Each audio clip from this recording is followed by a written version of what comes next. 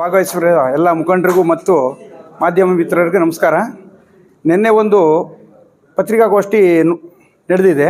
ಆ ಪತ್ರಿಕಾಗೋಷ್ಠಿ ಇಡೀ ತಾಲೂಕಿನ ಜನಕ್ಕೆ ಗೊತ್ತು, ಸತ್ಯಕ್ಕೆ ದೂರ ವಿಚಾರ ಅಂತ. ಯಾಕೆಂದರೆ SR ಗೌಡರು ಅಂತ ಏನು ಅಂತ ಇಡೀ ತಾಲೂಕಿನ ಎಲ್ಲ ಜನಗೂ ಗೊತ್ತು, ಹಳ್ಳಿಗೂ ಗೊತ್ತು. ಅವರು ಒಂದು ಈ 3ನೇ ಬಾರಿ ಆಯ್ಕೆ ಆಗಿದ್ದಾರೆ. ಅವರು ಕ್ಷೀರಕ್ರಾಂತಿನೇ ಮಾಡಿದ್ದಾರೆ. ಅವ್ರಿಗೆ ಮತ್ತೊಂದು ಹೆಸರು ಕ್ಷೀರಕ್ರಾಂತಿ ಹರಿಕಾರ ಅಂತಾರೆ ಶಿರಾ ತಾಲೂಕಿನ ಜನ. ಮತ್ತು ಅವರು SR ಗೌಡರು ಒಂದು ಸುಮಾರು 50ರಿಂದ 60 ಹೆಚ್ಚಿಗೆ ಕಟ್ಟಡಗಳನ್ನ ಸ್ವಂತ ಕಟ್ಟಡಗಳು ಮಾಡಿ ಅಲ್ಲಿನ ಡೈರಿಗಳನ್ನ ಓಪನ್ ಮಾಡಿಸಿದ್ದಾರೆ. ಮತ್ತು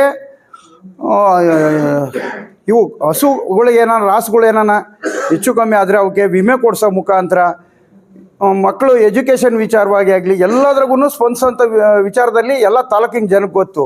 ಇವರು ಏನೋ ಒಂದು ಬಾಯಿ ಚಪಲಕ್ಕೆ ಮತ್ತು SR ಗೌಡ ಎಂಬ ಹೆಸರಿಗೆ ಮಸಿ ಬಳಿಬೇಕು ಅನ್ನೋ ಒಂದು ಸುದ್ದಿಗೋಷ್ಠಿ ಇದು. ಅವರು ಮಾತಾಡಿರೋ ವಿಚಾರವಾಗಿ ಒಂದೇ ಒಂದು ನಾನು ಸ್ಪಷ್ಟವಾಗಿ ಹೇಳ್ತೀನಿ, ಒಂದೇ ಒಂದು ಸಾಬೀತುಪಡಿಸಿದ್ರು ನಾವೆಲ್ಲ ರಾಜಕಾರಣ ನಿವೃತ್ತಿ ಪಡಿತೀವಿ. ಅವ್ರು ಕರೆಕ್ಟಾಗಿ ಏನು ಮಾಡಿದ್ದಾರೆ ಅನ್ನೋದನ್ನ ಸಾಕ್ಷಿ ಒದಗಿಸ್ಲಿ. ಸುಮ್ಮನೆ ಬಾಯಿ ಚಪಲಕ್ಕೆ ಮಾತಾಡೋದಲ್ಲ.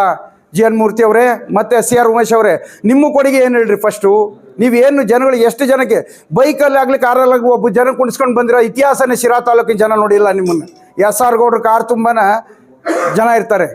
ನಿಮ್ಮ ಬೈಕಲ್ಲಿ ಅಟ್ಲೀಸ್ಟ್ ಒಬ್ಬ ಯಾರನ್ನ ದಾರಿ ಹೋಗೋರನ್ನ ಡ್ರಾಪ್ ಕೊಟ್ಟರೆ ಇತಿಹಾಸ ನಿಮ್ಮಲ್ಲಿಲ್ಲ. GN ಮೂರ್ತಿ ಅವರೇ ಮತ್ತು CR ಉಮೇಶ್ ಅವರೇ, ನಿಮ್ಮ ಫಸ್ಟು ನಿಮ್ಮ ತಟ್ಟೆಯಲ್ಲಿರೋದು ನೋಡ್ಕೊಳ್ರಿ. ಮಾತಾಡ್ಬೇಕಾದ್ರೆ ಸ್ವಲ್ಪ ಹಿಂದೆ ಮುಂದೆ ಆಲೋಚನೆ ಮಾತಾಡಿ. ನೀವು ಎಲ್ಲ ಒಂದು ದೊಡ್ಡ ಅಧಿಕಾರಿಗಳ ಅಲಂಕರಿಸಿದ್ದೀರಾ. ರಾಜಕಾರಣದಲ್ಲಿ ಅನುಭವ ಇದೆ. ಅನುಭವಿ ರಾಜಕಾರಣಿಗಳು ಈ ಥರ ಎಲ್ಲ ಮಾತಾಡಬಾರ್ದು. ಫಸ್ಟು ಕ್ಷಮೆ ಯಾಚಿಸ್ರಿ, ಇಲ್ಲ ಅಂದರೆ ಮುಂದಿನ ದಿನಗಳಲ್ಲಿ ತುಂಬ ವ್ಯತ್ಯೆ ಪಡಬೇಕಾಗುತ್ತೆ ಅಂತ ಹೇಳ್ತಾ ನಾನು 2 ಮಾತು ಮುಗಿಸ್ತೀನಿ.